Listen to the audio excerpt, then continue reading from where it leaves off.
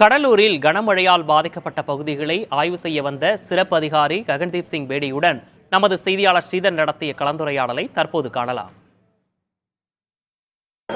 இப்போ கடலூர் மாவட்டத்தோட நிலைமை எப்படி இருக்குது? இந்த பாதிப்பிலிருந்து பொதுமக்களை மீட்பதற்கான நடவடிக்கை என்ன மேற்கொள்றீங்க? ஆக்சுவலாக இப்போ மழை கடலூர் மாவட்டத்தில் நல்லா குறைஞ்சது.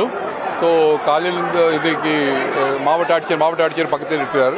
மாவட்ட ஆட்சியர் அதிகாரிகள் மானிட்டரிங் ஆஃபீஸர் எல்லாம் ஒர்க்ஸ் எல்லாம் பார்த்துட்டு இருக்காங்க. Situation is returning back towards normalcy. ஆனால் இன்னும் சில இடத்துல தண்ணி ஸ்டாக்னேஷன் இருக்கு.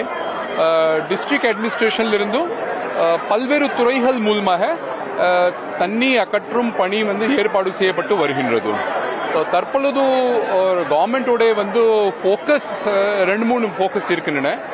ஒன் தண்ணி ஆஸ் அர்லி as பாசிபிள் அகற்ற வேண்டும் அல்லது போறதாக வழிவகை பண்ண வேண்டும். ரெண்டாவது எங்கெங்க மக்களுக்கு ஃபுட் தேவைப்பட்டால் ஃபுட் கொடுக்கணும். இங்கே ஃபார் எக்ஸாம்பிள் ஃபுட் கொடுத்துட்டு இருக்காங்க. இந்த KN நாயுடு காலேஜ்ல ஃபுட் கொடுத்துட்டு இருக்காங்க மக்களுக்கு அக்கம் பக்கம்.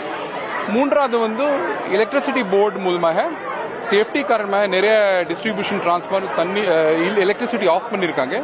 அது எலக்ட்ரிசிட்டி போர்டு வழியாக அந்த கரண்ட் சுவிட்ச் ஆன் பண்ணணும். அது ஆனால் it will take time till tomorrow at least if the rain is not there. அதுக்காக ஏற்படும். பொதுமக்களுக்கு ஒரு அச்சம் இருக்குது சார். மீண்டும் புயல் வருவதற்கான வாய்ப்பு இருக்கிறது, மழை வருவதற்கான வாய்ப்பு இருக்குது. இந்த சமூக வலைதளங்கள்லாம் இது பரப்பப்படுகிறது.